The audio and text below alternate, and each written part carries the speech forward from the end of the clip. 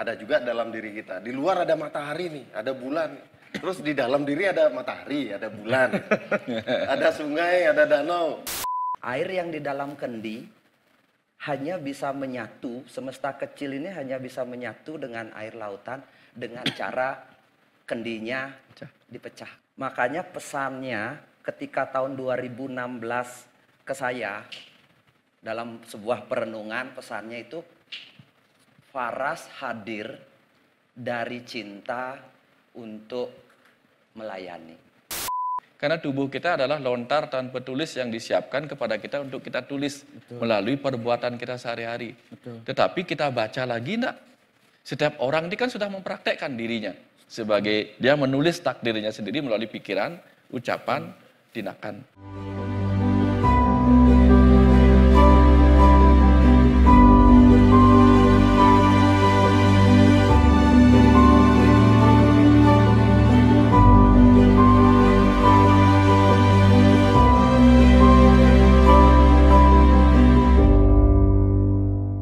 Baik, salam rahayu Pak Putu, Pak Dokter. Swastiastu, Salam Sami. Bapak Ibu semua, Swastiastu, salam rahayu. Terima kasih masih setia di sesi 3 kali ini. Baik Pak Dokter. Pokoknya pertama kali dalam sejarah ya Pak. Ya, The Mitos Gen. Gimana Pak Dokter? Pokoknya tetap pokoknya The Mitos Gen. Dokter, dijelaskan dulu. Boleh, silakan. Banyak kita mendapatkan pesan-pesan pengetahuan melalui mitologi atau ajaran-ajaran orang dulu yang masih perlu kita rekonstruksi atau dekonstruksi lah. Dikupas lah sebenarnya tujuan The Mitos itu, mengupas mitos, mengupas apa yang pernah diajarkan orang-orang dulu sehingga kita dapat makna. Itu sebenarnya tujuan The Mitos itu. Yang jelas pembelajaran itu kan kembali ada perspektif di sana Pak Putu, Pak Dokter, di mana kita di The Mitos sudah punya komitmen bahwa kita tidak memvonis benar salah. Ya. Jadi biarkan siapapun yang mendengar atau menonton itu punya perspektifnya masing-masing. Semoga ada hal yang diambil sekalipun tidak secara keseluruhan, ada hal-hal kecil lah diambil dan diselaraskan dengan pemahaman sebelumnya seperti itu.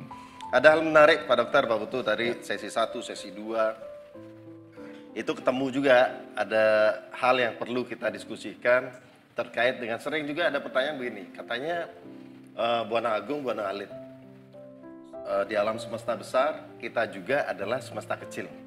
Ya. Apa yang ada di luar diri kita ada juga di dalam diri kita. Nah sekarang banyak pertanyaan dari anak-anak nih, anak saya terutama ya, begitu dikatakan seperti itu ada pertanyaan, katanya di luar kita ada juga dalam diri kita. Di luar ada matahari nih, ada bulan. Terus di dalam diri ada matahari, ada bulan. Ada sungai, ada danau. Itu dalam diri ada sungai, ada danau. Nah, gimana tuh? Pertanyaan ya ponaan saya pernah tanya gitu. Katanya di luar, dalam diri juga. Nah, seperti itu. Gimana nih Pak Dokter? Jawabnya gimana? Bingung juga saya jawabnya. Karena kan dulu sering diajarkan bahwa tubuh kita, diri kita adalah alam semesta kecil gitu. Nah, itu kalau di Jawa jagat agung, jagat alit. Ya. Makanya sampai di Islam diajarkan al insan siri wa ana siruhu, rahasiaku ada padamu, rahasiamu ada padaku. Ya. Untuk menyadari, mengatakan bahwa ia yang mengenal dirinya akan mengenal Tuhannya gitu. Nah, suatu ketika tuh pernah yang suruh seorang anak, ambilkan dong air laut, tak kasih dia ember gitu. Terus dia datang, itu apa? Ini air laut, bukan, saya bilang gitu. Iya ini air laut, masa gitu. Buktinya tidak ada karangnya, tidak ada ombaknya, tidak ada pasirnya, tapi saya ngambilnya di air laut. Ini juga cuma air ember, bukan air laut, kan tak suruh ngambil air laut. Yang diambil dibawa ke sini air ember, bukan saya ngambilnya pakai ember, tapi di laut. Jadi ini air laut. Gimana caranya membuktikan ini air laut? Cicipin aja rasanya gitu. Nah ternyata ketika dicicipin benar rasanya mirip dengan air laut, walaupun di ember itu tidak ada karangnya, tidak ada ikannya, tidak ada gelombangnya. Ternyata dia memang air laut, walaupun tidak seperti sana. Nah, artinya kita ini seperti ember, tubuh ini seperti ember yang mengambil bahan-bahan dari samudra semesta itu sendiri. Sehingga ada materi karbon, oksigen, nitrogen, dan lain-lainnya itu kita ambil kemudian ada di dalam tubuh ini. Contoh nih, alam semesta raya, jadi cerita ini ya. Kecerdasan semesta yang tak berwujud disebutlah niskala. Karena dia mengisi ruang kosong disebutlah purusa. Lalu ketika dia purusa atau kecerdasan semesta menunjukkan kemampuannya, jadilah energi semesta. Disebutlah prana. Energi memadat menjadi meter, materi, atau mother, atau ibu, atau pradana. Nah, ketika menjadi pradana atau materi-materi terkecil inilah terbentuk alam semesta raya. Salah satu yang terbentuk di antara semesta raya ini menyatu, dia menjadi matahari. Jadi matahari adalah bagian dari alam semesta raya. Pecahan matahari kemudian menjadi bumi. Mendingin jadi bumi. Setelah lama kemudian adalah kehidupan di muka bumi. Termasuk kehidupan pepohonan dan lain-lainnya. Pepohon itu kemudian menyerap energi matahari lagi. Diubah menjadi makanan. Sekarang kita mengambil makanan. Jadi tubuh kita ini sepenuhnya kita dapatkan dari air, dari udara, dari makanan. Jadi air, udara, dan makanan datang dari alam. Alam datang dari matahari. Matahari datang dari semesta raya. Sehingga tubuh kita ini berasal dari semesta raya. Jadi sama-sama, makanya tubuh kita juga disebut sebagai tanah atau siti atau sita. Purusa atau bapak disebut juga Rama, maka ruh kita juga disebut Rama dalam kisah Rama dan Sinta. Nah, cerita ini apa yang saya mau sampaikan, bahwa ada bahasa, ya yang mengenal dirinya akan mengenal semesta raya dan mengenal Tuhannya, karena kita ini miniaturnya. Gitu. Jadi untuk mencicipi samudra luas itu tidak usah minum semua air samudra, cukup cicipin sesendok, atau kalau mau kuat minum air samudra, minum aja segelas air kalau tidak kehausan. Nah, orang yang mencicipi samudra, air lautan, semakin minum semakin haus. Karena dia mengerti rasa samudra itu. Sama halnya ketika kita mencicipi rasanya Tuhan semesta raya. Semakin dicicipi akan semakin haus. Semakin rindu, ingin mengenalnya gitu. Akhirnya disitulah kemudian banyak orang mengalami rasa kerinduan untuk terus mengalaminya. Tetapi karena dia maha mencipta dan maha ada di mana-mana, tak terbatas, makanya kita sudah dapat ini, pingin itu. Makanya seperti Pak Putu, sudah punya uang banyak, nyari uang lagi. Untuk apa? Bukan tidak dibawa. Untuk mengalami rasa bahwa apa? Di tingkat yang lebih luas, Pak Putu adalah jiwa maha besar di dalam. Yang memiliki kekayaan yang tak terbatas. Ya. Ada orang beli tanah. Padahal mati cuma butuh 1 kali sekian meter. Tapi kenapa dia beli tanah banyak? Karena ada kerinduannya untuk kembali mengenal dirinya memiliki bukan hanya tanah seluas itu, 1 hektar, 2 hektar, tapi seluruh planet, seluruh alam semesta. Betul nggak Pak Putu ya? Itu kerinduan kita. Ada yang rindu mempelajari pengetahuan, untuk akhirnya bertemu dengan pengetahuan yang tak terbatas juga. Ya. Seperti itu. Ada orang rindu dengan memancarkan cinta kasih, menyayangi orang terus. Tidak puas dengan menyayangi 1 orang. Oh, asosiasinya ke sana. Ya, tujuannya apa? Tujuannya untuk merasa bahwa sebagai dia memiliki cinta kasih yang tak terbatas. Itu dah tujuan kita rindu. Persis seperti tetesan air di langit itu. Dia tahu dirinya berasal dari samudra. Dimanapun dia jatuh, dia pasti turun pelan-pelan sampai ke bawah tanah. Saya ingin kembali ke samudra. Walaupun awalnya mungkin dia nyangkut di atas di atas daun, nyangkut di danau. Nah, kita ini kan adalah ruh-ruh yang jatuh dari atas. Entah nyangkut di sini. Pada akhirnya kita diarahkan untuk pergi ke samudra yang tak terbatas itu. Dengan berbagai cara kita. Ada yang mencari dengan pengetahuan, ada yang mencari dengan tindakan. Makanya ada 4 jalan. Jalan bakti, jalan karma, jalan jenana, jalan marga raja yoga. Dia ingin menyatu dengan semesta raya, dengan raja yoga, meditasi, bertapa. Ada yang ingin menyatu dengan Tuhan melalui jalan jenana, semua buku dipelajari, semua buku dibaca untuk mengenalnya sebagai pengetahuan. Ada yang ingin menyatu dengannya untuk sebagai jalan bakti, dia mempersembahkan banyak hal. Ya, sapu dikasih persembahan, got dikasih persembahan, betul nggak? Ya. Ya, apa sombah, apapun dikasih persembahan. Bikin pura tugunya apa candinya dikasih persembahan, pohon dikasih persembahan. Untuk apa? Untuk mengingatkan dia bahwa Tuhan itu ada di mana-mana, sama. Yang di jalan karma, dia terus melakukan tindakan kebaikan walaupun tidak diajarkan bahwa kepada siapa dia melakukan tindakan kebaikan itu ada Tuhan di dalamnya, tidak diajarkan. Dia disuruh praktek langsung. Nanti kapan dia sudah selesai dengan rasa melayani itu, dengan sampai nangis melayani orang, sampai dia terbentuk empati, kok saya sedih ya melihat orang sedih dia tolongin, kok saya sedih lihat orang miskin dia tolongin. Ketika empatinya kuat, sesungguhnya dia sedang diajak mencicipi jiwanya sendiri yang penuh cinta kasih. Sebenarnya demikian. Berarti di Jalan Jenana nih wajib nih baca buku ini Pak Putu. Karena Di dalamnya. Ya di dalamnya itu menurut saya pasti akan ada pertanyaan sejenis pasti. Ya. Seseorang yang ingin mengetahui semesta besar itu pasti punya pertanyaan seperti ini. Ya. Ya. Sehingga salah satu pemicu untuk mendalami di aspek jenana ya buku ini. Terkait dengan itu Pak Dokter. Ada lagi nih, ini dari pertanyaan teman-teman seringkali ngasih pertanyaan ya agak-agak aneh-aneh gitu. Terus, Apulung nih. apaan Pak tuh? Kalau enggak, Semesta kecil ya tuh. oh gitu. Semesta besarnya paling. Terkait dengan tadi semesta besar, semesta kecil. Saya Tuhannya handphone memang benar. Setiap kejadian tuh pohon apel jatuh memberi sesuatu. Yang Pak Putu mengatakan semesta kecil kan. Di HP itu pasti banyak sekali file. File yang terdownload dan tak terdownload. Iya, ini semesta saya Pak Dokter. Ya. Apa yang ada di sini sebenarnya saya butuh, tapi jatuh. Ya. Makanya semesta kecil saya. Ini menyatu sebenarnya. Oh, iya. Makanya ini dan ini satu. Ya. Karena gini, karena di alam semesta raya, yang potong saya. Di alam semesta raya, kalau Bapak Ibu pernah mendengar kata black hole, konon black hole itu adalah sebuah lubang hitam yang bisa menyerap semua energi cahaya, masuk ke dalamnya lalu berubah. Berubah membentuk energi alam semesta baru.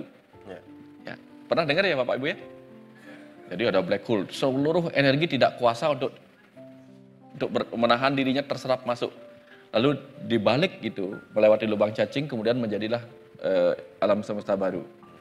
Bapak Ibu pernah tidak memperhatikan kita punya lubang hitam kecil di mata yang disebut pupil itu. Dan seluruh yang kita lihat itu tidak kuasa untuk tidak masuk ke dalam ini. Lalu membentuk alam semesta lain di sini yang berupa citra. Betul tak? Inilah lubang black hole kita. Semua cahaya ini tidak kuasa dalam kondisi normal. Jangan bilang kalau lagi minus atau apa gitu. Semuanya masuk ke sini. Masuk terserap ke sini. Gitu. Dan selain sebagai black hole, mata kita juga sama dengan matahari.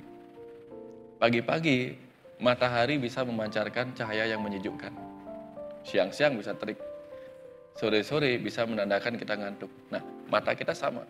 Ada saatnya mata kita pancarannya menyejukkan orang lain. Ada saatnya pancaran mata kita tuh seperti orang yang mau melahap orang, membakar orang, betul nggak? Makanya orang bisa mati terbakar emosinya gara-gara tatapan nelik gitu. Lalu ada saatnya orang begitu dilihat aja langsung ngantuk. Nah, persis kayak saya. Ketemu sama saya, orang ngantuk melihatnya ketemu Pak Dokter, dia kiap ada. Karena mendayu-dayu suaranya. Ya kira-kira seperti itu banyak. Di alam semesta raya ini ada yang disebut dengan galaksi. Galaksi-galaksi terdiri dari bintang-bintang, planet dan sebagainya. Nah, di dalam diri kita juga ada galaksi yang disebut dengan sistem organ. Sistem organ, jadi sistem pencernaan, ada organ lambung, usus, nah sama di alam semesta ini. Gitu. Nah jadi kalau di alam semesta raya ini yang sampai sekarang baru diketahui ada 30 miliar triliun bintang, baru dipantaunya sekian, di tubuh kita ada berapa? 30 triliun, hampir 37 atau 50 triliun sel-sel tubuh kita, bayangkan. Hal yang sama terjadi, jadi benar-benar itu. Kalau kita lihat, nah otak kita tuh lebih canggih lagi. Ya. Ya, kira-kira seperti itu lah. Ya, terus pertanyaan tadi nih Pak Putu hilang nih, tanggung jawab juga deh Pak Putu. Ya udah sekalian saya cerita sedikit Pak Iya, Surya. Ya, ya silakan. silakan. Saya dapat inspirasi baru gara-gara handphone jatuh. Ya, ya gimana? Jadinya kita ngomongin semesta Tapi kecil bukan sama inspirasi produk Faras lagi kan? nyambung Ya, karena promosi. ya, ya, oke. Nyambung. Silakan. Oke. silakan. Nah, seperti air kendi Hmm. di dalam lautan. Air kendi di dalam lautan.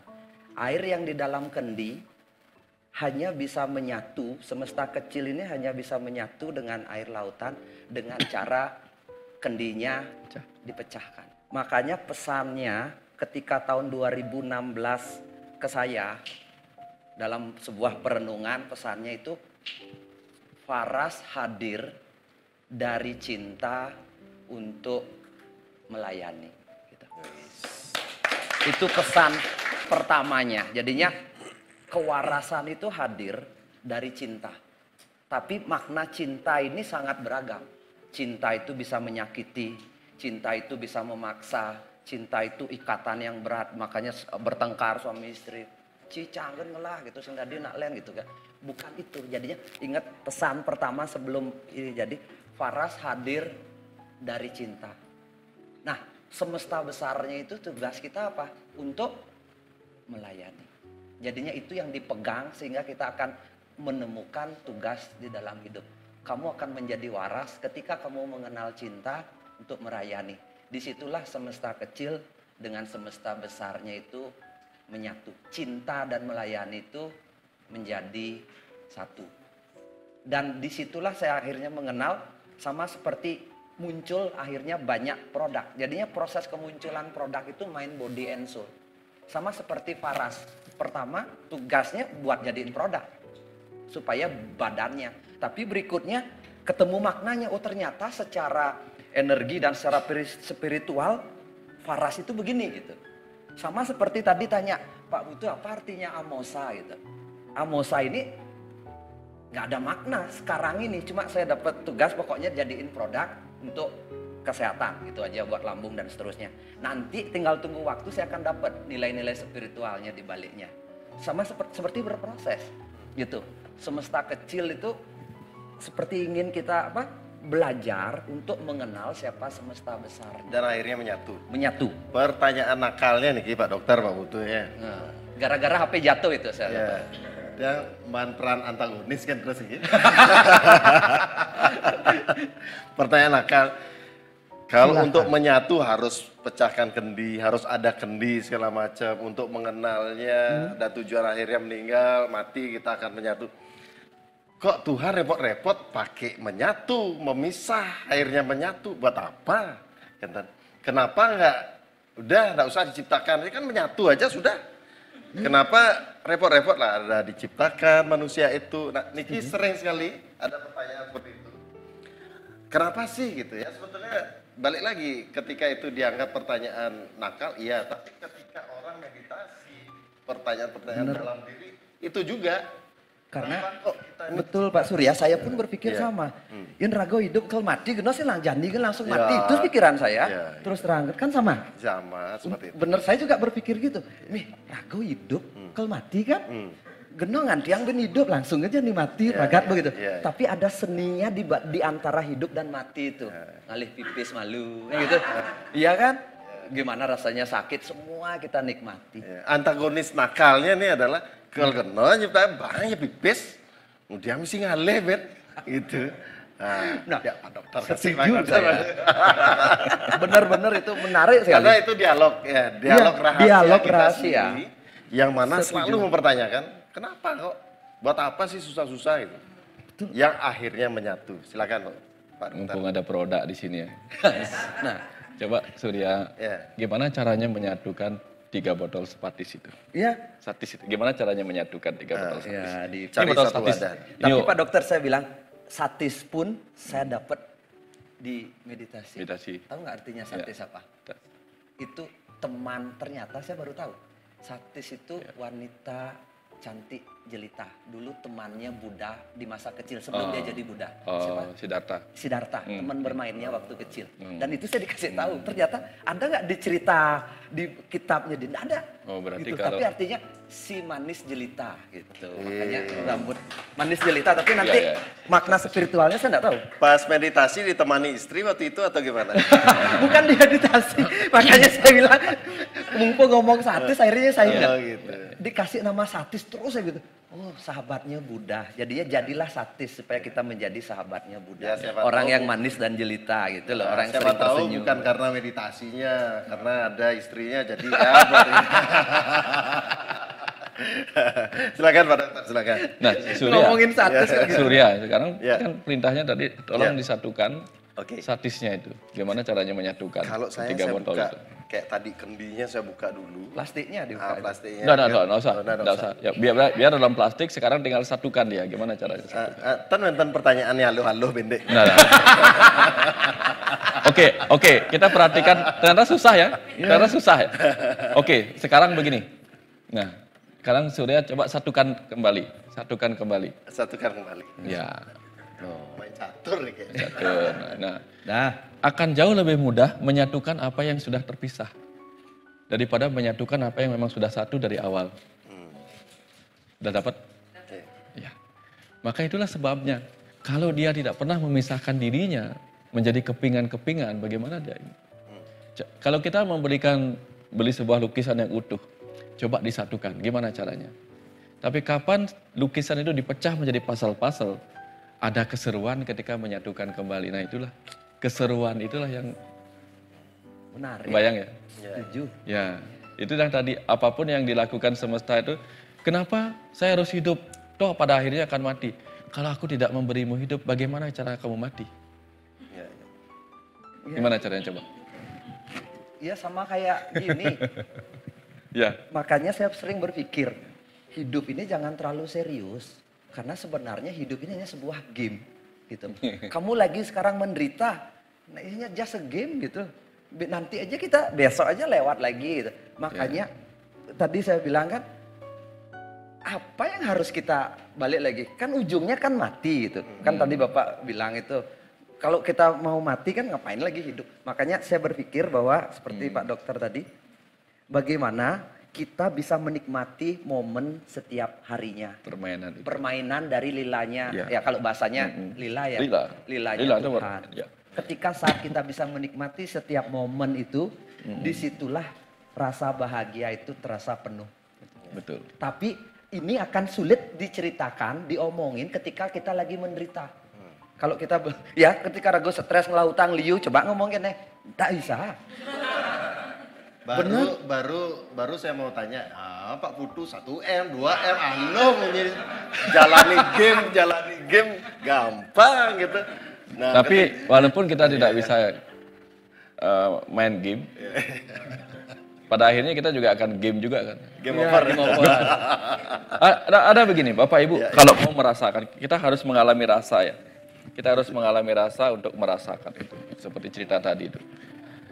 Kalau Ibu mau saya kasih contoh, kenapa harus ada hidup, pada akhirnya mati, kenapa harus ada menyatu, kenapa harus ada keterpisahan, terakhirnya menyatu, disuruhkan gitu. Bapak Ibu, saya kasih waktu besok atau mungkin lagi sebentar di rumah. Duduk diam sendiri begini. Lakukan itu selama sebulan. Enggak bisa. Mau nggak? Nah, Duduk diam sendiri selama sebulan. Tidak ada apa-apa, tidak ada yang menyapa, diam aja. Kuat nggak? enggak bisa. Ambil sekarang posisi sebagai dia. Sebagai dia yang diam sendirian ketika belum ada apa-apa gitu. Bisa nggak kebayang rasanya? Kebayang ya rasanya. Diam sendiri, tidak kemana-mana, karena apa? Sudah ada di mana-mana. Kebayang saja. Tidak bisa kemana-mana, kenapa? Karena sudah ada di mana-mana. Mau kemana lagi? Toh sudah ada di mana-mana gitu. Boring nggak? Maka dia menjadikan dirinya tidak ada di mana-mana. Supaya bisa kemana-mana, betul nggak? Kalau dia sudah ada di mana-mana, mau kemana lagi sudah? Ya, dia segala keinginannya tercapai. Bosan nggak? Maka dia jadikan dirinya memiliki keinginan yang tidak mudah tercapai. Satu-satunya cara adalah dia ada di dalam tubuh kita ini. Untuk mengalami rasa bagaimana tidak enaknya ketika keinginan itu tidak tercapai. Karena kalau keinginan sekalian tercapai, Pak Putu juga tidak akan memproduksi ini. Gitu. Betul. Baru ngomong cek 1 miliar, tiba-tiba sudah ada satu sih. Makanya ya tetap hidup ini game. Saya bilang kan, kita Tuhan Maha Tahu dibuat lupa sehingga diciptakan ajaran kewarasan biar kita waras lagi mengenal diri kita. Seperti siklus begitu aja. Saya kalau terkait dengan penciptaan itu selalu saya teringat ajaran di Rumah Semesta. Bagaimana karena ini juga pertanyaan awal saya ketemu Pak Dokter ya, bagaimana proses penciptaan. Ya bagaimana Tuhan itu dikatakan pencipta jika tidak menciptakan kan itu. Ya. Bagaimana seorang chef dikatakan chef kalau dia tidak menciptakan makanan. Ya, bagaimana seorang peramu tapi tidak bisa meramu. Iya. Ya. Promosi maksudnya. Bagaimana seorang penulis kalau tidak punya buku? Iya. Pamilu maksudnya. Yuk. Bagaimana seorang hipnoterapi kalau tidak bisa menghipnotis? Cara Pak Putu. Nak sales ada. Harus banyak belajar Pak Putu ini. Oke, jadi penciptaan itu ya jelas harus ada bukti bahwa itu ada ciptaannya baru dikatakan seorang pencipta. Kemudian dari hasil itu termasuk kita ini adalah ciptaannya kan begitu. Nah, beliau juga ingin menyicipi hasil ciptaannya. Ya seperti chef itu tadi dia buat kue atau apa. Dites dulu rasanya. Ya nggak mungkin dong kita buat kue, kita nggak pingin tahu hasil kita. Nah diciptakanlah kita untuk bagaimana menikmati hasil kita. Dimana caranya? Ya kita lah diciptakan sebagai perwakilan beliau, sebagai percikan terkecil untuk menikmati ciptaan. Itu selalu saya ingat itu. Jadi analogi yang sangat-sangat membuat saya jauh lebih cepat memahami kenapa sih harus ada ciptaannya gitu. Dan katanya beliau kok ada di kita sebagai sesuatu yang menyicipi juga hasil ciptaannya gitu. Ya jadi terima kasih Pak Dokter. Jadi analogi itu betul-betul membuat satu pemahaman yang sangat-sangat clear gitu bagi saya gitu. Ada tambahan ya, lagi silakan. Lucu deh Pak Putu. Nanti kapan Bapak Ibu sudah baca ini berulang-ulang, satu ketika nggak usah baca semua, ambil beberapa lembar, tiba-tiba aja. Tahu nggak begitu saya buka ini, saya baca ini apa yang muncul? Saya baca gitu. Ada salah satu paragraf yang mengatakan begini, kalian hanyalah anak-anak semesta yang sedang asik bermain-main. Aku sendiri ibarat seorang bapak yang mengawasi anak-anaknya. Aku tidak akan memihak salah satu di antara kalian meskipun kalian saling menyalahkan, saling merasa benar. Karena kebenaran itu sendiri hanya aku yang mengetahuinya. Kalian saling mengejek dan mengatakan bahwa saudara kalian yang tidak beragama sebagai manusia yang murtad dan berdosa. Tahukah kalian bahwa kalian sesungguhnya salah menilai? Ini ada kata tentang bermain-main tadi. Nah, artinya kadang tuh kita mengalami sesuatu, pas buka sesuatu, cocok dengan apa yang kita sedang alami. Kadang-kadang coba Bapak Ibu pernah mengalami itu. Buku-buku saya tuh kalau beberapa yang pernah cerita tuh, tiba-tiba dia buka halaman tertentu, tiba-tiba dia mengalami apa yang sedang dicari jawabannya. Kadang-kadang demikian gitu. Nah, ketika kita sedang bermain-main di kehidupan ini, maka kita adalah para wayang-wayang yang sedang dimainkan oleh siapa? Terus apa katanya di sini? Benar, sang dalang memang memahami dan mampu memainkan semua tokoh itu sesuai karakter wayang masing-masing. Makanya dia, sang dalang itu ada dalam diri kita. Nih Bu Rasyani kebetulan seorang dalang, beliau tak tahu. Beliaulah sebagai percikan semesta tak terbatas itu memercik ke dalam diri kita untuk menjiwai. Makanya disebut jiwatman. Ya, untuk apa? Memainkan tokoh-tokoh sesuai karakternya. Ada dibuat gambar begini, wajah begini, kita karakter begini, ya, bahasanya begini gitu. Nah, ternyata kita adalah wayang-wayang yang sedang dimainkan untuk sandiwara kehidupan ini. Kapan selesai gamenya? Ya game over. Kira-kira seperti itu. Berarti sehingga ada usah melekat lah. Ya. Kalau dikaitkan tadi wayang, Tuhan itu sebagai wayang, kita dalangnya, kita ini wayang-wayangnya gitu berarti ya. Wayang-wayang. Kita saling berdialog sesama wayang. Gitu. Tak potong lagi Surya, mumpung dapat ini Surya. pernah mungkin membaca di Bhagavad Gita atau mendengar ya, karmani eva dikaraste mapalesu kadacana gitu. Artinya apa? Lakukanlah semua kewajibanmu tanpa memandang hasilnya dan serahkan hasilnya kepadaku. Kan dia bilang begitu. Coba tanya Bu Rasiani, sebagai seorang dalang, dia memainkan wayangnya. Wayangnya dikenal, tapi yang dapat hasilnya siapa? Dalangnya, bukan wayangnya. Betul enggak? Nah, sama. Dalang cemplong dapat uang banyak, bukan wayangnya dikasih uang. Walaupun yang main si wayang kan. Sama artinya, kita ini wayang-wayang sedang bermain. Nanti hasilnya yang menikmati adalah sang ruh itu sendiri. Percikan Tuhan. Kebayang maksudnya ya? Tapi sehebat-hebatnya wayang, kalau sudah selesai permainan, masuk Keropak. keropak tempatnya itu. Ya. Dan lebih terkenal wayangnya dibandingkan dalangnya ini. Ceng sama Blong itu lebih terkenal daripada dalang. Tapi kita beruntung sudah. Iya. Kita beruntung. Gimana? Orang Bali beruntung Pak Putu. Bedanya apa kalau Bu Rasiani punya wayang, dalang cemplong punya wayang, semua wayangnya dapatnya satu keropak, semua wayang itu. Kalau kita nanti mati, satu orang dapat satu keropak, betul nggak? Iya. Kita semua dapat satu peti mati sendiri-sendiri. Beda dengan wayang-wayang ditumpuk semuanya di situ. Saya tertarik dengan nama Ibu Rasiani gitu. Ibu hasil dari dialog. Ya, karena cewek ada ninya. Ya awalnya pasti ada dialog dulu ya sebelum menghasilkan gitu ya. Susma Bu ya. Iya. Baik Pak Dokter, supaya wayang-wayang sesama wayang kita bisa berdialog, Iya. kita kasih waktu untuk Bertanya. bertanya. Silakan ya langsung Ibu silakan nama ya kemudian pertanyaan singkatnya. Selamat Dari malam, mana? Pak Dokter. Dari mana dulu? Titiang GIK dari Tabanan. Satu pertanyaan saya dari hasil membaca buku Dialog Rahasia. Semesta besar dengan semesta kecil, saya belum menemukan kuburan di semesta kecil saya. Minta tolong Pak Dokter, di mana kuburan di semesta kecil kita? Terima kasih. Oke. Suksma, tepuk tangan buat Bu GIK. Ya GIK Tabanan, semesta kecil. Oke, boleh saya tambah dulu deh kalau ada pertanyaan. Ya, Belum, ya silakan. silakan Pak berdiri. Selamat sore semuanya. Sorry. Nama saya Ketut Nurite. Ketut Nurite. Nurita. Iya.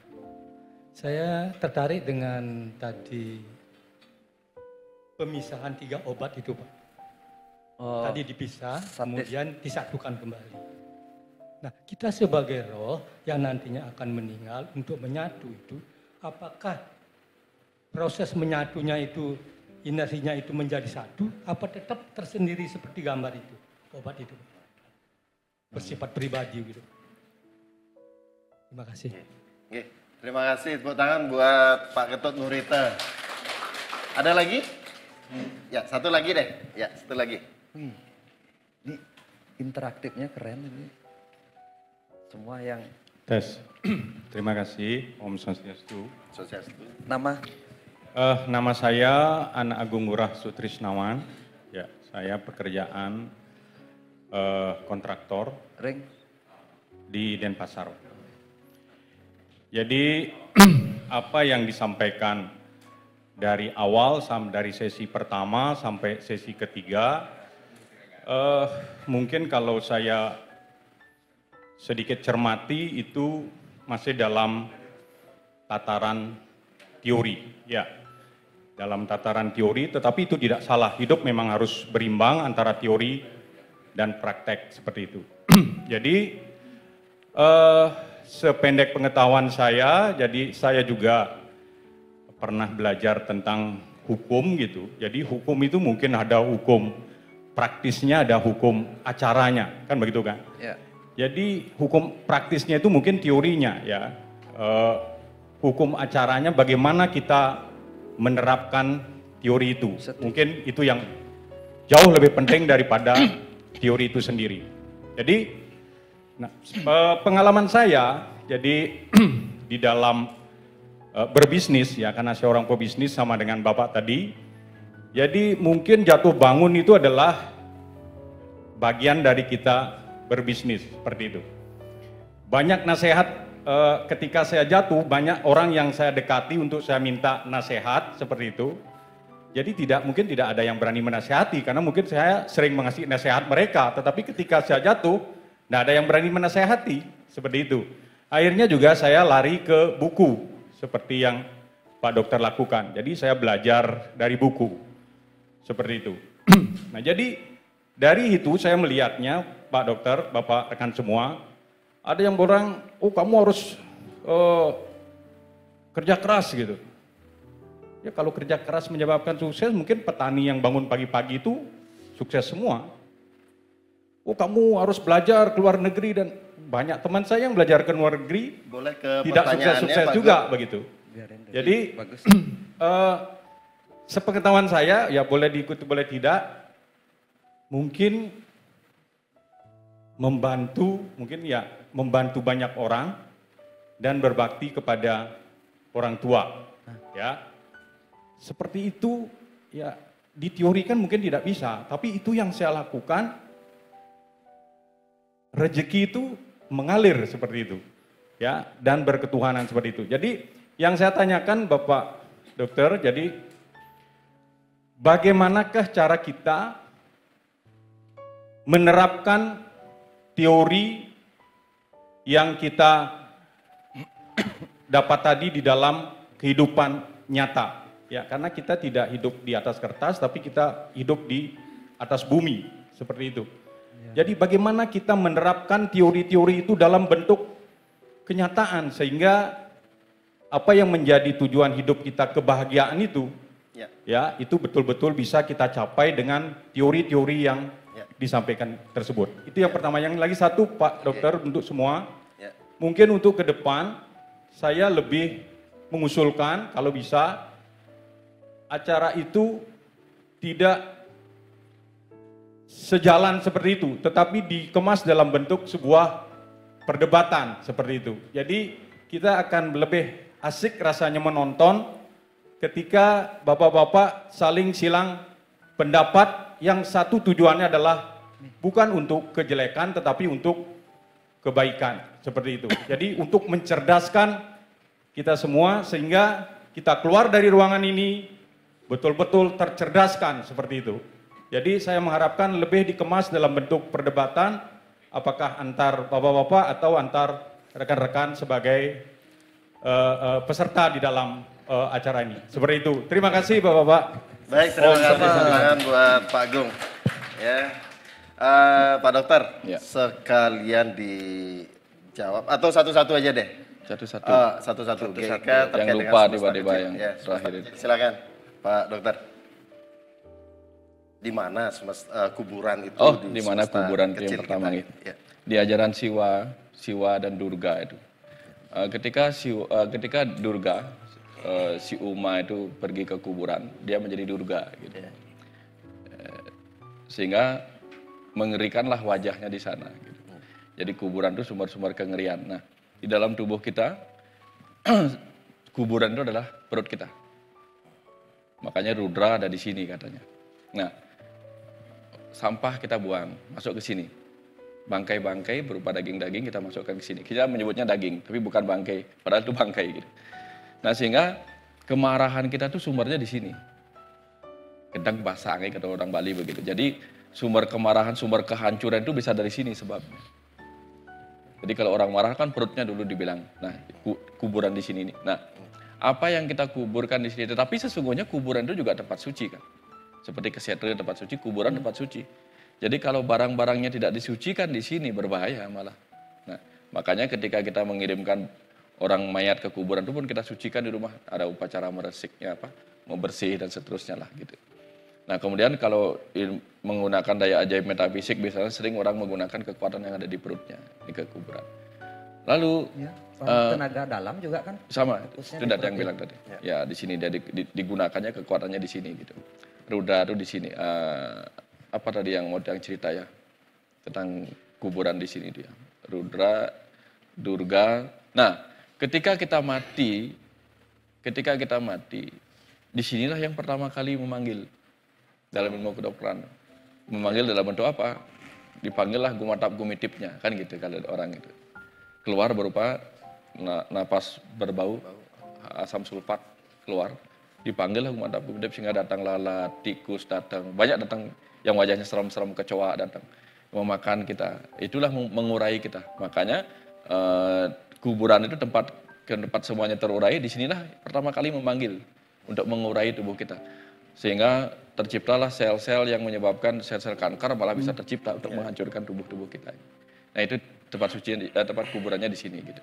Kuburan fisik. Nah kalau kuburan kuburan psikis kita ya di seluruh sel ini.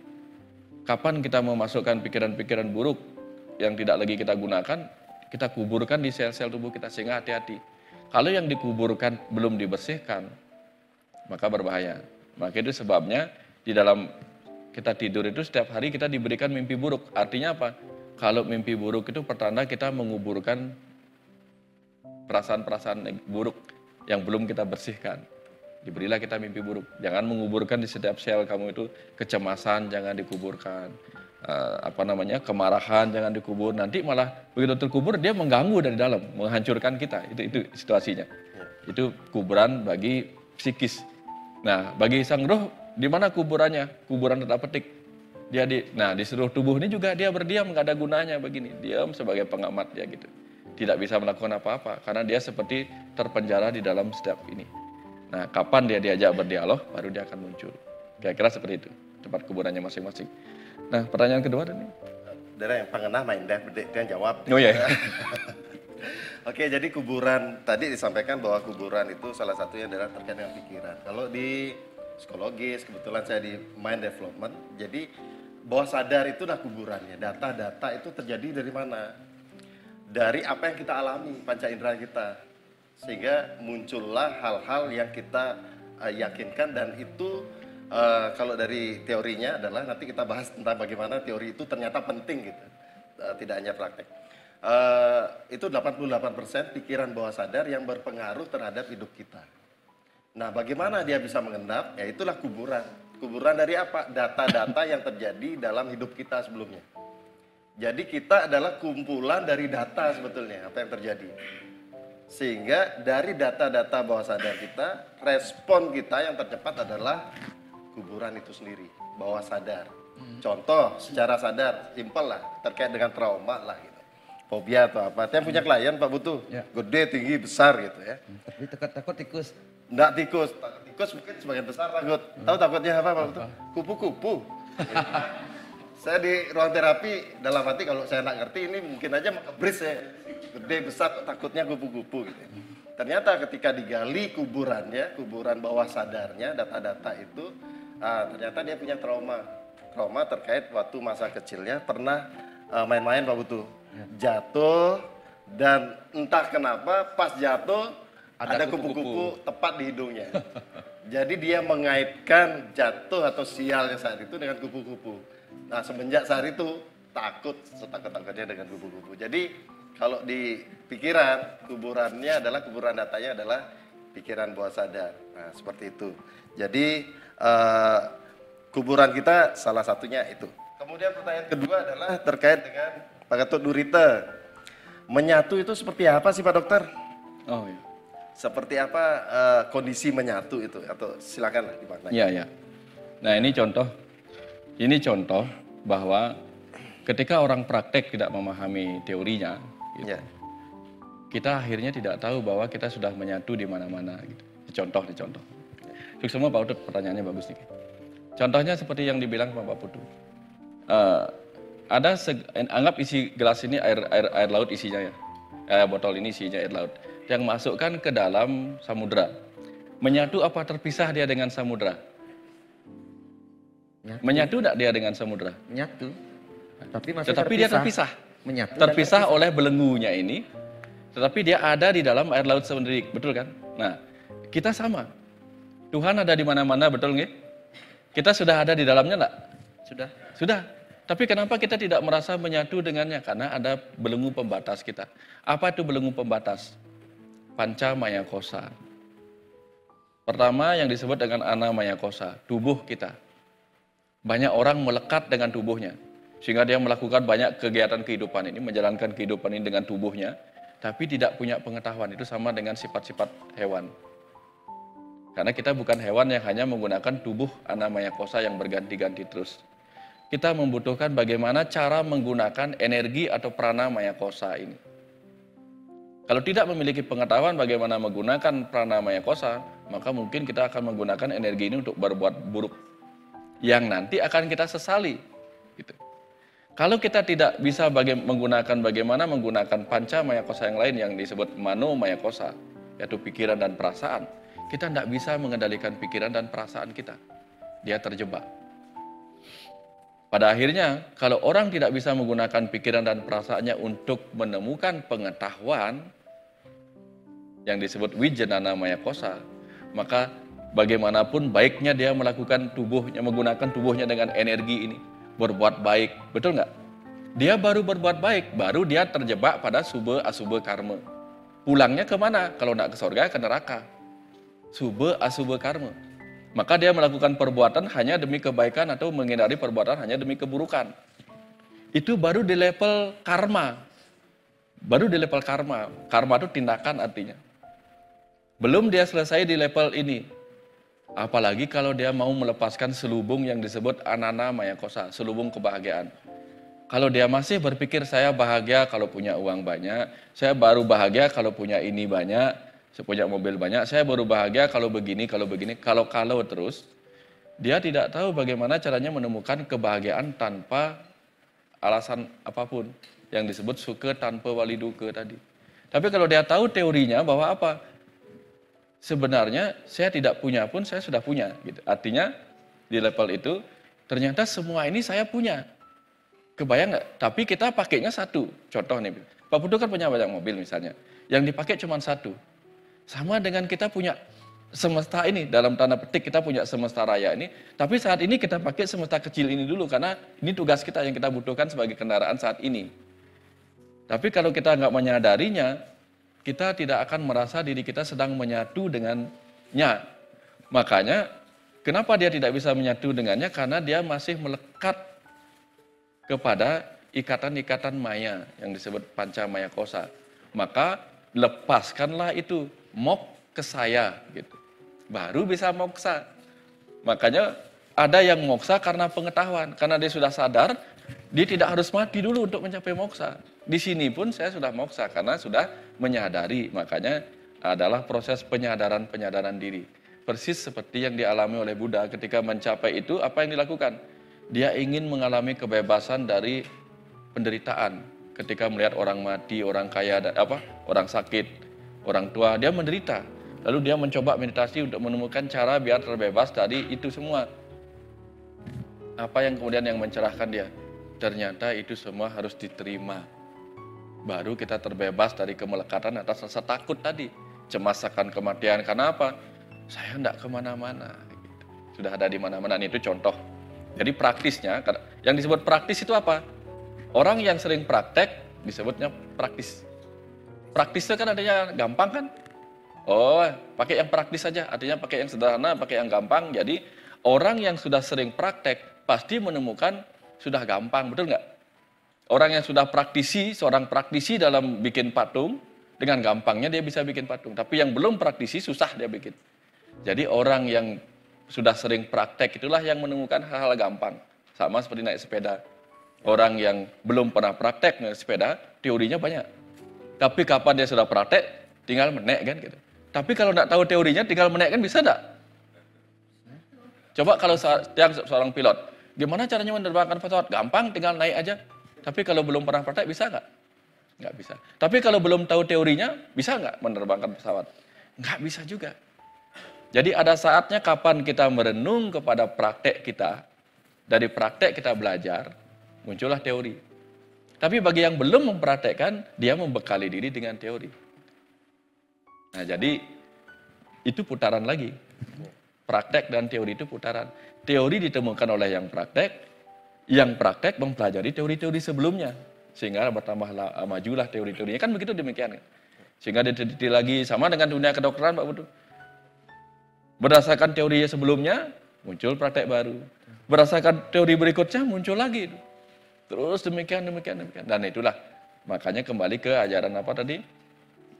Segara tanpa tepi. Saya itu Ya. Ini sebenarnya The Mitos ini hadir Pak Ya. Surya kan gara-gara Pak Dokter. Kan waktu pertama kali ngomong akan buat The Mitos, kan saya ngomong sama Pak Dokter, Pak Dokter, saya nggak biasa berteori. Saya sebenarnya nggak biasa berteori, hidup saya penuh dengan praktek. Ya. Makanya kalau saya ngomong teori, mulut saya belepotan. Ya belepotan, coba kan Pak Dokter terstruktur ngomongnya, kalau saya pasti belepotan. Karena jarang sekali berteori, Ya. semua hidup saya adalah praktek. Saya tidak pernah bicara tentang spiritual, tapi saya meditasi, saya rutin pagi sore gitu. Gara-gara The Mitos ini banyak orang berpikir Pak Putunya sakti, gara-gara saya tumben keluar semua cerita. Ini penyebabnya. Terus terang, harusnya kan, ya kan ingat nggak Pak Dokter waktu di meja itu? Ya, Karena ya. kita sering diskusi berdua bertiga, katanya Pak Dokter kok cerita kita inspiring ya, maksudnya kenapa nggak direkam gitu? Ya udahlah rekam aja gitu. Saya juga, misalnya saya ngasih sederhana kan, praktek dulu. Saya selalu bilang kita harus praktek dulu sama anak-anak, baru nanti kita akan ketemu teori. Di kantor SOP terbentuk Ya. karena praktek gitu. Makanya saya hidup saya penuh dengan praktek. Makanya tapi kalau disuruh kita ada peran antagonis, saya nggak bisa antagonis problemnya. Ini Ya. Pak Surya mungkin cocok jadi antagonis. Dalam buku ini Pak Putu, Iya. dalam buku ini Tiang sudah memerankan peran antagonis Karena itu. ketika saya menjadi diskusi itu. antagonis, jelek perasaannya Pak Surya mendebat Niki kan- sesuatu yang sudah benar. Niki kan saya terpaksa waktu. Ada perasaan Saya seorang terapis dipaksa menjadi antagonis berat Niki. betul. Gitu sudah. Makanya tapi jujur sudah, jujur.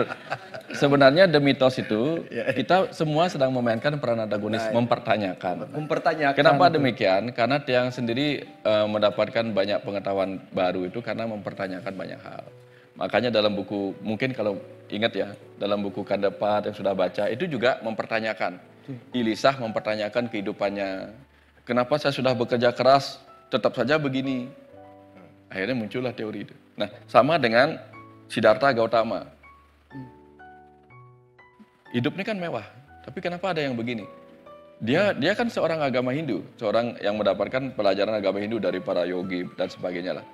Tapi dia tidak mendapatkan jawaban. Maka dia keluar dari istana, pergi ke pertapaan-pertapaan, belajar kepada para yogi, enggak juga ketemu jawaban. Gitu. Akhirnya dia praktekkan. Setelah dia praktekkan, dia ketemu jawabannya sendiri. Nah, jawabannya sendiri. Nah, hal yang sama terjadi. Seperti yang dikatakan itu, buku-buku itu hanyalah peta petunjuk. Kitab suci, semua peta petunjuk. Dan setiap orang itu akan menemukan teorinya sendiri setelah mempraktekkan. Nah, kapan teori itu berguna? Dipraktekkan. Masing-masing orang itu harus menunjukkan praktek apa yang dia alami, kendalanya di mana, baru kita bisa beritahukan jawabannya. Nah, kalau ketika bertemu dengan orang banyak, ya harus umum dulu. Umum semua prakteknya, tapi biasanya itu, yang pernah begini Bapak Putu. Contoh nih, ada orang dari Malaysia datang ke rumah, saudara muslim dari Malaysia, ingin ketemu sama Tuhan. Ingin bersaksi melihat Tuhan gitu. Yang berikan penjelasan ilmiah. Berikan penjelasan ilmiah, setelah dia berikan penjelasan ilmiah, saya kasih. Besok, nanti sore silahkan pergi ke pantai. Lihat bagaimana Tuhan menciptakan ombak, menciptakan pasir dan sebagainya. Jangan hanya mengatakan demikian. Jalanlah dia ke pantai Jerman. Pulang-pulang dia cerita betapa sepanjang pantai dia nangis. Karena akhirnya dia bisa melihat bagaimana pasir yang sederhana itu tercipta sedemikian detailnya oleh kecerdasan semesta. Nangislah dia. Yang biasanya kalau dia jalan ke pantai, ya jalan aja ke pantai, nggak ketemu apa-apa. Tiap hari saya jalan ke pantai, kok nggak ngerasain apa-apa. Tapi setelah dia mendapatkan teorinya, dipraktekkan lain, rasanya dapat itu. Tapi kemudian, ada temannya datang lagi dari Malaysia. Datang lagi dari Malaysia, cerita, saya juga ingin mengalami rasa tangis karena berjumpa Tuhan. Dan kebetulan dia adalah seorang dosen di biokimia, tentu mengenal sekali tentang DNA, atom-atom. Dia yang jelaskan cerita yang sama. Dia nggak nangis. Harusnya kan, oh ini ahli biokimia lebih gampang mendengarkan atom-atom. Dia yang jelaskan DNA bagaimana. Nggak nangis sama sekali.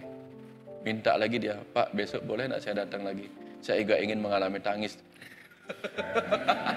penjelasan yang sama dia nangis. Terus akhirnya tanya begini, Amplong, gitu. besoknya datang gimana caranya coba? Padahal dia sudah mempraktekkan ilmu itu, nggak dapat. Akhirnya dia langsung begini, Mbak, coba dengerin saya nyanyi Mbak ya, gitu. Nyanyilah saya waktu itu. EBGAD. Enggak.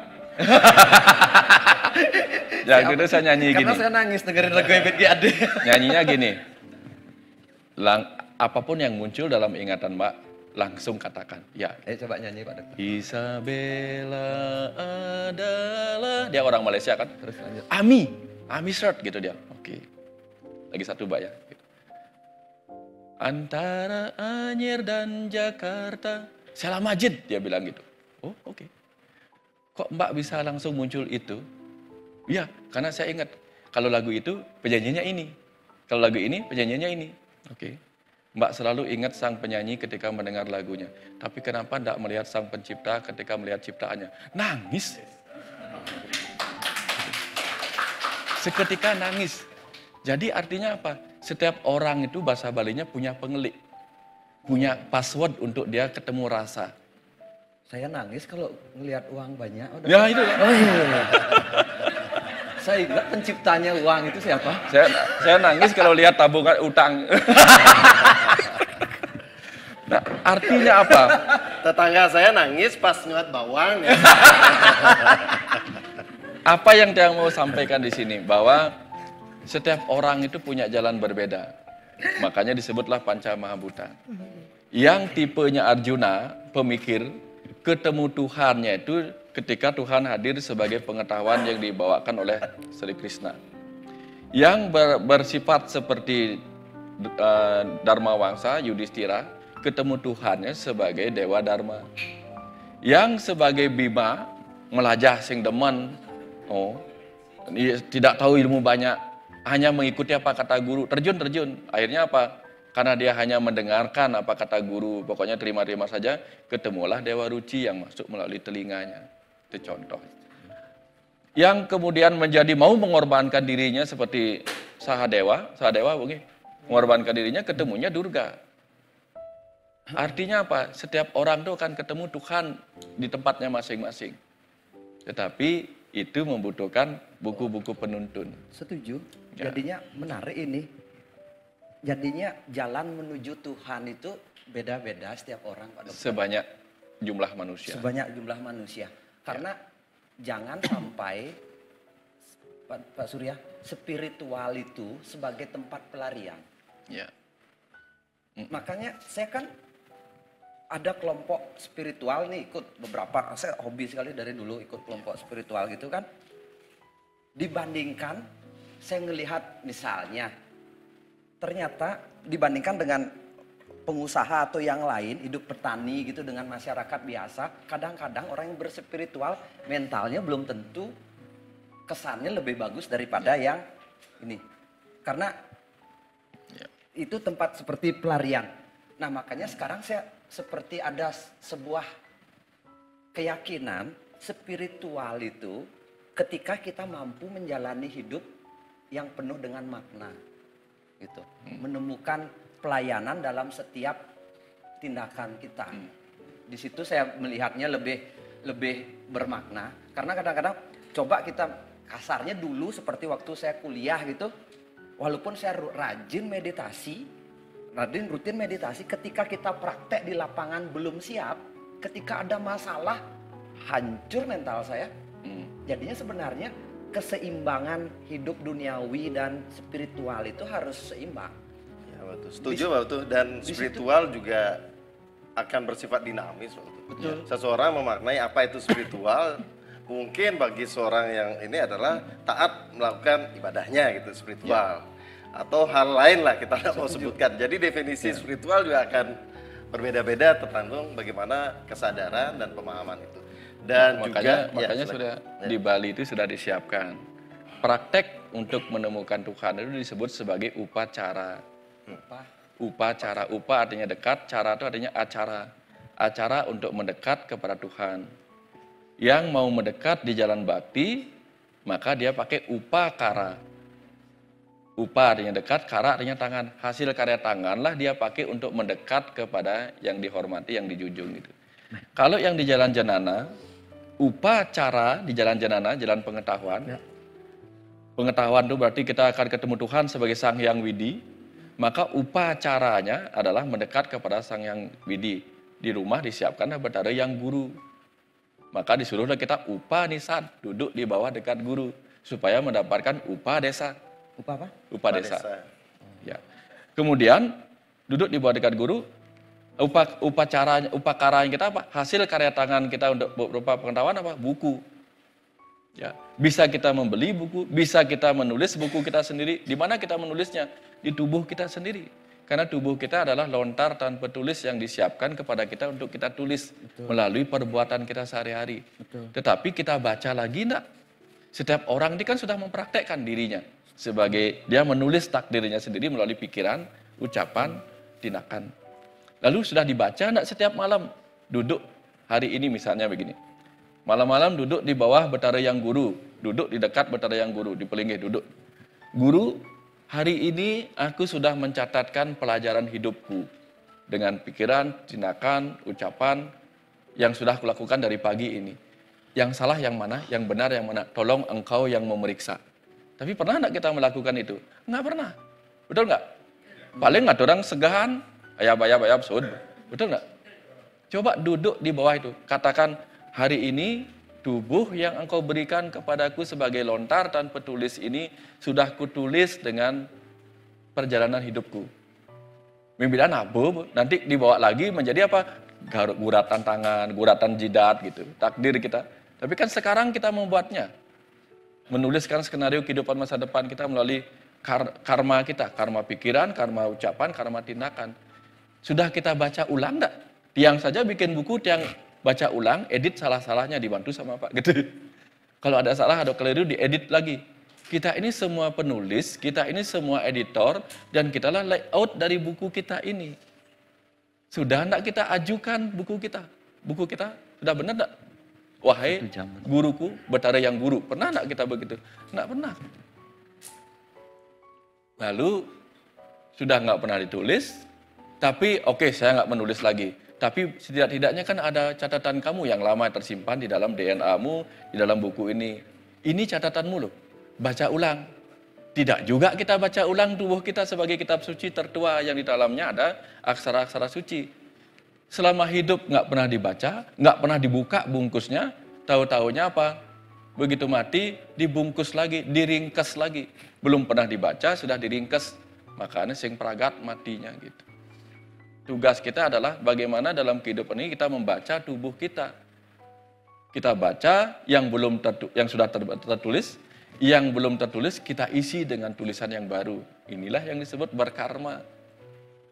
Sehingga nanti setelah kita berkarma itu yang mana yang tidak bagus kita hapus. Akhirnya apa? Kita kembali menjadi aksara suci untuk pulang sebagai ang-ah. Setelah itu apa? Ngeringkes. Pulang sebagai ang-ah, kembali kepada ang-ah menjadi ong-kare sungsang. Kan gitu ceritanya ini. Udah diajarkan di Bali nih ke. Cuman kita nggak melakukannya gitu. Akhirnya ya udah pulang lagi tanpa ini. Sudah banyak pelajaran sudah disampaikan Pak Agung. Teorinya sudah banyak. Karena nggak dibaca ya dibacakan sekarang. Gitu. Nah memang akhirnya kita butuh berdebat. Butuh berdebat Pak Bro. Tapi sayangnya belum pernah saya ketemu orang yang berdebat, benar-benar berdebat. Karena apa? Dalam ajaran Sokrates, hidup itu harus didebat. Tapi banyak orang tidak tahu seni berdebat. Yang dia lakukan adalah apa? Penyangkalan, perlawanan. Berdebat itu kalau Bapak Ibu baca ini, inilah berdebat. Dia menggali. Ntar dulu, kalau kamu tidak kering oleh angin, sementara kamu basah apa kering? Itu berdebat namanya, mendebat, mempertanyakan lagi. Karena apa? The unexamined life is unworthy life. Hidup yang tidak dipertanyakan bukanlah hidup yang layak untuk dijalani. Itu kata Sokrates, seorang filsafat. Maka pertanyakanlah semuanya. Kitab suci, pertanyakan kitab suci dengan debat tadi. Tapi kalau kita belum berdebat, yang terjadi apa? Debat kusir. Itu yang banyak terjadi. Coba Ibu nontonlah di sana. Yang terjadi banyak debat kusir. Saya nggak bisa berdebat itu Pak Dokter. Ini sudah berdebat, terlalu panjang, saya diam pergi dah. Itu Ya, debat kusir karena gitu. kebanyakan debat kusir Pak Putu. Oh, tapi kalau ini- ketika saya tengah malam, saya ribut dengan pikiran saya. Ribut maksudnya mempertanyakan banyak hal, misalnya bikin produk atau lagi ada suasana apa gitu loh buat catatan atau lagi meditasi gitu. Saya banyak bertanya, mendebat, ini sekeni sedang menyembuhkan gitu. Itu dah misalnya. mendebat. Itu dah mendebat namanya. Dan debat yang paling kita pegang sebagai kitab suci, debatnya apa? Apa namanya? Debat yang sampai sekarang kita baca sebagai kitab suci apa itu? Bhagavad Gita. Bagaimana Arjuna mendebat Krishna. Jangankan itu, saya malah bertanya, Bhagavad Gita ini benar terjadi atau tidak? Terus saya mendebat itu. Ya, Setelah enggak apa-apa. itu di selanjutnya. Enggak apa-apa. Enggak apa-apa. Pak. Benar berarti bisa Itulah ya, cara kita menggali lebih dalam. Debat itu kan menggali. Tapi karena banyak orang tidak bisa mendebat, jadi males. Lama-lama kemudian kalau ketemu orang yang mendebat, tinggalkan saja. Lah, akhirnya Pak Tiang sering sekali merasa kecewa dengan bagaimana kata debat itu mendapat julukan yang buruk sekali. Padahal debat itu adalah cara untuk menggali. Jadi Penggalian. debat itu menggali dan mempertanyakan gitu ya Pak. Sampai dari Weda menjadi menjadilah dia Wedanta. Ujung dari Weda karena setelah digali, ketemulah, oh, itu sebenarnya fungsi debat. Tapi yang kenyataan sekarang apa? Debat itu bukan mencari celah kebenaran, tapi untuk mempertahankan pembenaran. Nah, ini masalahnya. Oke.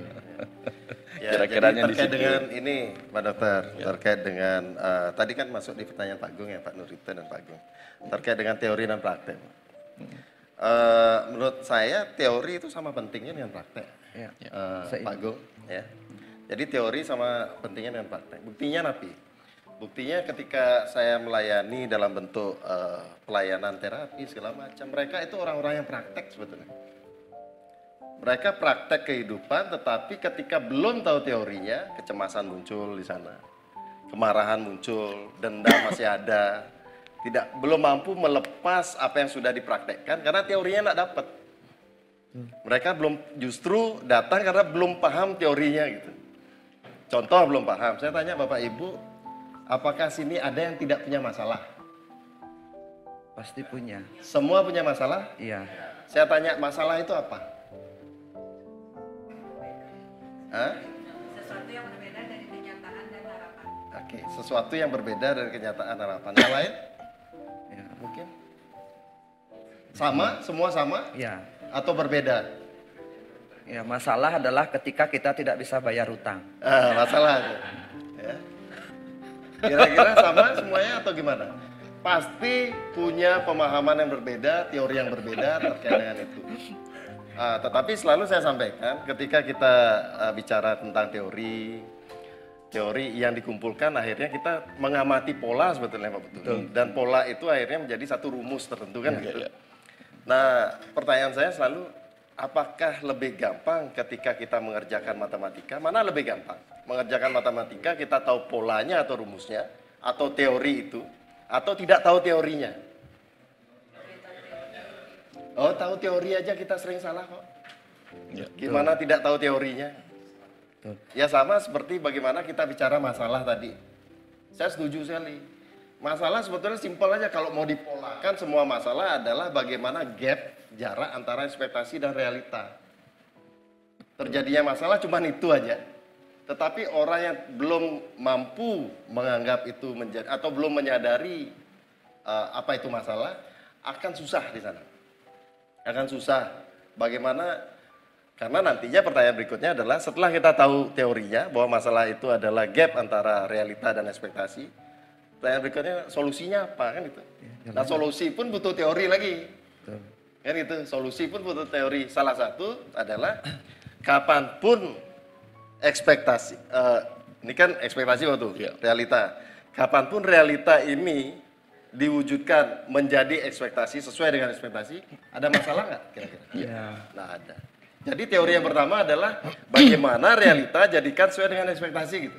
Dan ini tidak gampang, tapi ini teori. Gitu. Tapi Pak Surya, Ya. kalau saya Ya. terus terang learn by doing, kalau tiang Ya. karena saya berpraktek, Ya. saya suka dengan pemaparannya Pak Gung tadi.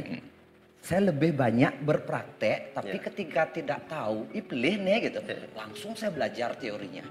Langsung saya belajar cari tahu sumbernya. Makanya saya akhirnya belajar banyak hal. Saya awalnya terjebak masuk di dunia bisnis, terjebak jadi pengobat, banyak titik saya terjebak. Terjebak maksudnya mencoba-coba, kok luwung gitu. Tapi habis itu terjerumus, gagal gitu, lah utang ratusan juta. Gimana caranya akhirnya? Artinya praktek dan teori kan sama penting. Sama pentingnya. Itu dia. Tapi ada yang cocoknya memulai mungkin berpraktek dulu. Tapi kalau gagal, boleh teorinya gitu. Dan pada dasarnya kita semua adalah ya praktek teori, praktek teori gitu. Balik Tapi aja. ada yang kebalik, harus hafal dulu teorinya semua, baru dijalanin. Iya, balik lagi ke tadi bahwa situasi orang kan berbeda-beda. Ada yang memang kondisinya dia memang bertemu dengan praktek dulu, baru setelah dia mengalami kesulitan, baru mencari teorinya, atau mencari polanya. Atau yang bertemu di situasi yang memang pembelajaran, dia berteori aja dulu, belum praktek, sama seperti orang sekolah bisnis gitu lah. Atau bisa begini, Ya gimana? besok kalau ada, misalnya kalau ada teori yang mengatakan jatuh ke jurang itu sakit loh. Enggak, belum. Saya mau praktekkan dulu. Mau enggak? Enggak. Ya, jadi ada saat di mana teori harus kita jadikan bekal. Ada saat kita harus lakukan untuk mendapatkan rasanya gitu. Nah, jadi selalu demikian ujungnya. Pada akhirnya setiap tesis ada antithesis, contohnya begini. Matahari bisa membuat kering apa membuat basah? Dua-duanya. Nah, itulah disebut. Ini yang jawab nih udah belajar rumah semesta nih kayaknya. Pada akhirnya kita akan sadar itu. Bahwa ada saatnya teori kita harus pegang lebih dulu sebelum praktek. Ada saatnya praktek lebih dulu. Contohnya begini nih. Yang tahu banyak teori tentang ilmu kedokteran. Teori tentang ilmu psikosomatik, paham. Teori tentang ilmu penyembuhan bawah sadar, paham. Tapi tidak sehebat ketika yang harus mengalami lebih dulu. 2 tahun mengalami itu, setelah 2 tahun mengalami semua teorinya hilang. Teorinya hilang. Buktinya 2 tahun mengalami psikosomatik, gara-gara kecemasan, tahu ini cemas, tahu ini psikosomatik, ngilangannya susah. Asam lambung meningkat, gimana caranya ngilangin. Sampai kemudian minta tolong. Supaya hilang nih gimana caranya? Jalanan gitu dia. Setelah disuruh menjalankan, apa yang terjadi? Yang praktekkanlah ilmu tadi. Praktekkan ilmu teori-teori tadi. Sembuh. Setelah sembuh dari psikosomatik, setelah mempraktekkan 2 bulan, baru kemudian bisa membuktikan bahwa apa? Semuanya penting. Nah, kira-kira seperti itu. Sama Pak Dokter, ditipu 2 miliar, itu membuat jadi kaya atau jadi miskin? Jawab. Kaya atau miskin? Tergantung. Karena saya waktu 2016 ketipu miliaran rupiah, tapi ketemu Faras. Sekarang salah satu menjadi pembayar pajak terbesar di Bali saya. Itu jadinya kembali. Ya, sebenarnya semua orang akan jatuh, tapi tidak semua orang bangkit. Nah itu. Boleh tepuk tangan. Ya. Jadi